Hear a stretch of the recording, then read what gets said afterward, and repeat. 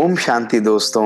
नमस्कार दोस्तों, जीवन की इस यात्रा में कठिनाइयों का आना, सफलता का आना, ये जैसे एक ही सिक्के के दो पहलू हैं। दोस्तों, जब भी हम जीवन के इस मार्ग पर अग्रसर होते हैं तो कभी ना कभी चैलेंजेस को हमें फेस करना पड़ता है।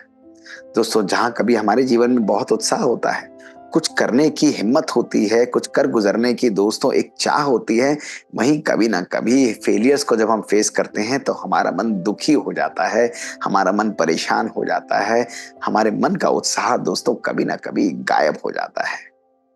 दोस्तों, ऐसा ही एक व्यक्ति था जिसके मन में जो यंग था, बहुत करने की, कुछ प्राप्त करने की चाह थी, इच्छा थी और दोस्तों बहुत बहुत एक्साइटेड रहता था। लेकिन जिस भी कार्य में हाथ डालता कभी ना कभी फेल हो जाता, परेशान हो जाता और उसका उत्साह, उसका उमंग प्रैक्टिकली समाप्त हो चुका था। दोस्तों, एक दिन वो जा रहा था तो उसे एक बहुत बड़े महात्मा मिले। उस महात्मा के चरणों में बैठकर वो रोने लगा। उसने कहा, गुरुजी, कितने ही वर्ष बीत गए, मैं अपने जीवन में कुछ करना चाहता हूँ, लेकिन जब भी कुछ कोशिश करता हूँ मुझे प्राप्ति नहीं होती, मुझे सफलता नहीं मिलती। चाहे पर्सनल लाइफ हो, चाहे प्रोफेशनल लाइफ हो, मुझे हमेशा चैलेंजेस का सामना करना पड़ता है। मुझे कुछ ऐसा बताइए ताकि मेरे जीवन के अंदर परिवर्तन आए, मेरे जीवन के अंदर खुशियां आए, मैं जो चाहूं, जैसे चाहूं, उसको मैं अपने जीवन में प्राप्त कर सकूं। पर मेरे पास समय नहीं है। मेरे पास मात्र 7 दिन हैं, जिन 7 दिनों के अंदर ही मैं अपने जीवन को परिवर्तन करना चाहता हूं, नहीं तो मैं अपने जीवन का अंत कर लूंगा। वो इतना दुखी था। वो महात्मा मुस्कुराने लगे, उसे प्यार से बिठाया और बिठाकर उसे खाना खिलाया और उसके साथ मीठी मीठी बातें करते रहे। दोस्तों, उसे कहा कि बेटा, तुम रात को सो जाओ और कल सवेरे मेरे पास आना। अगले दिन वो सवेरे उठकर दौड़ता हुआ उनके पास आया और कहा, अब मुझे मेरी प्रॉब्लम्स का सॉल्यूशन दीजिए। और उन्होंने कहा, मैं तुझे तेरी प्रॉब्लम्स का सॉल्यूशन दूंगा, लेकिन तुझे 7 यात्राएं करनी पड़ेंगी। इन 7 यात्राओं को जब तुम कर लेगा तो उन 7 यात्राओं को करके तेरे को 7 पत्र पढ़ने पड़ेंगे और वो 7 पत्र तुझे अद्भुत जीवन के 7 सबक देंगे। और अगर तूने उन यात्राओं को करके सबकों को अपने जीवन के अंदर धारण किया तो दुनिया की कोई भी शक्ति तेरे से तेरी विजय को, तेरी सफलता को नहीं छीन सकती है। बट तेरे को निष्ठा से, तेरे को मन लगाकर करना पड़ेगा। दोस्तों, उसके मन के अंदर चाह थी, हिम्मत थी और उसने कहा, जी मैं बिल्कुल करूंगा। महात्मा ने उसे 6 यात्राएं और 6 पत्र लिखकर दिए और कहा कि तू आरंभ करना और फिर मेरे पास आना। दोस्तों, अगले दिन उठकर उसने पहला पत्र निकाला। उस पर लिखा था कि बेटा जाओ और जाकर सवेरे सवेरे मंदिरालय के आगे जाकर देखो कि वहां से तुम्हें क्या सीखने को मिलता है। वो लड़का हैरान हो गया। उसने कहा, गुरुजी ने कोई संदेश देने की बजाय मुझे सवेरे सवेरे मंदिरालय यानी शराब के घर के बाहर जाने के लिए कहा। वहां से मुझे सीखने को क्या मिलेगा? पर फिर भी उन्होंने कहा है और मैंने उन्हें वचन दिया है तो मैं जरूर जाऊंगा। और दोस्तों, ऐसा कहकर वो अपने घर से निकल पड़ा। जैसे ही वो मंदिरालय के बाहर सवेरे सवेरे पहुंचा, उसने देखा कई सारे लोग, यंग हैं, बूढ़े हैं, सब उस मंदिरालय के बाहर पड़े हुए थे। पूरी रात मदिरा पीने के बाद कोई रोड पर पड़ा हुआ था, कोई नाली पर पड़ा हुआ था, कोई उल्टे मुंह था, कोई सीधे मुंह था। किसी यंग बच्चे की माँ उसे उठा रही थी, किसी की पत्नी उसे उठा रही थी। क्रोध थी, अजीब सा माहौल था और नशे में धुत थे, लेकिन जीवन के अंदर कोई सुध-बुध नहीं थी। दोस्तों, वो दृश्य देखकर हैरान हो गया। उसने कहते हुए एक माँ को अपने बच्चे से कहा कि कितनी बार तुझे समझाया है कि तू इन आदतों को छोड़ दे, वरना जीवन में कुछ भी नहीं कर पाएगा। पर तू मानता ही नहीं और रोज आकर मंदिरालय में आकर शराब पीता है और सवेरे बेबस होकर पड़ा रहता है। दोस्तों, जैसे ही उसने सुना, उसे संदेश मिल चुका था।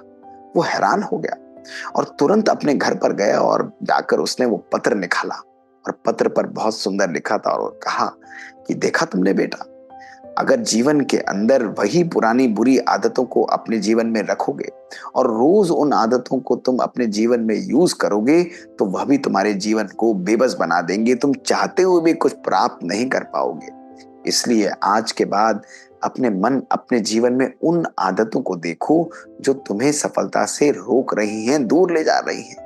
कुछ ऐसी आदतें, कुछ ऐसी हैबिट्स जो तुम्हें बेबस बना रही हैं और हर सवेरे तुम्हारा उत्साह, तुम्हारे अंदर की जो एक्साइटमेंट है, कुछ करने की जो चाह है, उसको समाप्त कर देती हैं। ऐसी कौन सी आदतें हैं, उनको बदल डालो। वो समझ चुका था कि old ways are not going to open new doors. उसे अपनी आदतों को देखना पड़ेगा, बदलना पड़ेगा, पहचानना पड़ेगा, और जो आदतें उसको रोक रही हैं, बेबस बना रही हैं, उन्हें छोड़ना पड़ेगा। दोस्तों, उसने ये समझ लिया कि अगर वो अपने जीवन को बदलना चाहता है तो उसे पुरानी नई चीजों को छोड़कर नए रास्तों, नई सोच को अपनाना पड़ेगा। और वो बहुत खुश हुआ। उसने इसका प्रैक्टिस करना अपने जीवन में उसी दिन से दोस्तों आरंभ कर दिया। अगला दिन हुआ, अगले दिन उठा तो उसने यात्रा का दूसरा पत्र निकाला, और दोस्तों उस यात्रा के पत्र पर बहुत सुंदर लिखा था कि जाओ बेटा, आज शमशान की यात्रा कर कर आओ। वो और हैरान हो गया कि गुरुजी भी कितने महान हैं। पहले दिन उन्होंने बोला कि जाओ मंदिरालय का दर्शन करके आओ सवेरे सवेरे, अब वो कह रहे हैं शमशान में जाओ। भला शमशान से मैं क्या सीखूंगा। पर फिर भी उसने वचन दिया था दोस्तों, तो वो निकल पड़ा अपने घर से और गया। और वहां जाकर शमशान पर पहुंचा तो उसे अजीब सी शांति महसूस हो रही थी। दोस्तों, शमशान घाट वो पहले भी गया था, लेकिन आज बात अलग थी। आज बिना किसी के मरे हुए वहां पर वो आकर खड़ा था। और तभी वहां पर एक व्यक्ति आया और उसने कहा कि बेटा क्या देख रहे हो। उसने कहा नहीं, यहाँ पर मैं अजीब सी शांति देख रहा हूँ। उसने कहा बेटा, ये तो जीवन का सबसे बड़ा सत्य है, और ये सत्य यही बताता है कि जीवन में तुम्हारे पास कुछ भी हो, चाहे अच्छा हो चाहे बुरा हो, लेकिन वो तुम्हारे साथ कभी भी नहीं जाता है। ना तुम्हारा भौतिक सामान, ना तुम्हारी कुछ और चीजें तुम्हारे साथ जाती हैं। इसलिए सदा अपने जीवन के अंदर शांत रहो, ये सबके जीवन का सत्य है। दोस्तों, उसने ये भी कहा कि बेटा क्यों अपने जीवन पर बोझ उठाकर चलते हो। दोस्तों, उस महात्मा की बातें, उस व्यक्ति की बातें उसके मन को बहुत झंझोड़ चुकी थी। वो समझ चुका था कि वो व्यर्थ ही अपने जीवन में इतनी परेशान रहता है। जब सभी लोगों को आकर अंतिम समय पर यहीं जाना है, तो क्यों नहीं अपने जीवन को भी वो परिवर्तन करे। वो दौड़ कर गया और उसने पत्र निकाला, और पत्र पर बहुत सुंदर लिखा था। और वो पत्र पर लिखा था कि बेटा, केवल एक ही समय तुम्हारे पास है, वो है तुम्हारा वर्तमान। इसलिए भूतकाल एक सपना था, भविष्य काल एक कल्पना है, लेकिन वर्तमान अपना है। ना भविष्य की चिंता करो, ना भूतकाल का सिमरन करो, लेकिन वर्तमान को सुंदर बनाओ। पास्ट का बोझ अगर अपने जीवन में लेकर चलोगे और भविष्य की चिंताओं को यदि अपने मन पर ढोकर चलते रहोगे, तो तुम वर्तमान को कभी भी सुंदर नहीं बना पाओगे। इसलिए शांत रहकर, मन को बिल्कुल शीतल बनाकर, अपने कर्म को श्रेष्ठता से, अपने कर्म को निष्ठा से, अपने कर्म को शक्ति से, अपने कर्म को समर्पण से करो। और अगर ऐसा कर्म करोगे तो तुम्हारे जीवन में सफलता तुम्हें ना मिले, जीवन के अंदर खुशी और आनंद की महसूसता ना हो, ऐसा हो नहीं सकता।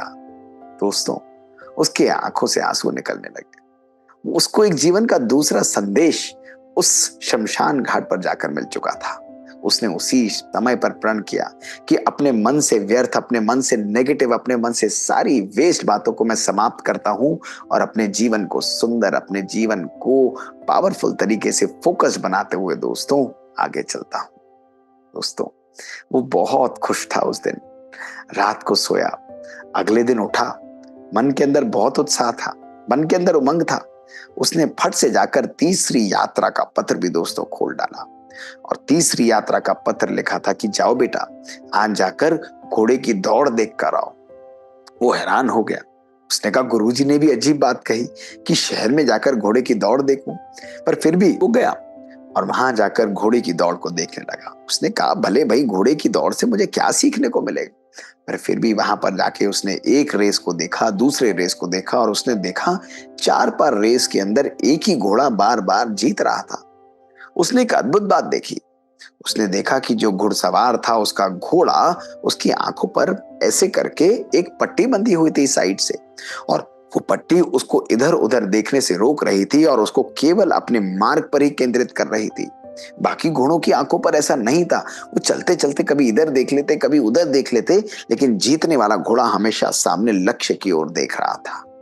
उसका मन के एकदम चौंधिया उठा। उसका मन खुशी से परिपूर्ण हो गया। उसे संदेश मिल चुका था और वो दौड़कर शाम को अपने घर पहुंचा, और जाते ही दोस्तों उसने पत्र निकाला, और पत्र पर लिखा था कि बेटा, तुमने संदेश तो प्राप्त कर लिया था कि जीवन में यदि आगे बढ़ना चाहते हो, सफल होना चाहते हो, अपने जीवन के अंदर अपने लक्ष्य की प्राप्ति चाहते हो, तो जीवन में सदा फोकस रखो। अगर तुम अपने मन को इधर उधर भटकने दोगे, डिस्ट्रैक्शंस आएंगी, लोगों की बातों से अपने मन को विचलित होने दोगे, अपने समय को व्यर्थ बातों में बर्बाद करोगे, तो कभी भी अपने लक्ष्य को प्राप्त नहीं कर पाओगे। इसलिए ये घोड़े की अद्भुत यात्रा तुम्हें यही सिखाती है कि रोज अपने लक्ष्य को सामने निर्धारित करके, अपने संकल्पों को केंद्रित करके रोज फोकस होकर कार्य करो। दोस्तों, जब उसने ये संदेश सुना तो उसे अपनी कमी महसूस हो चुकी थी कि आज के बाद कहीं ना कहीं उसको अपने मन को सब नेगेटिव और वेस्ट बातों से दूर करके अपने मन को केंद्रित करना पड़ेगा, अपनी विचारधारा को फोकस रखना पड़ेगा। यही सफलता का मंत्र है।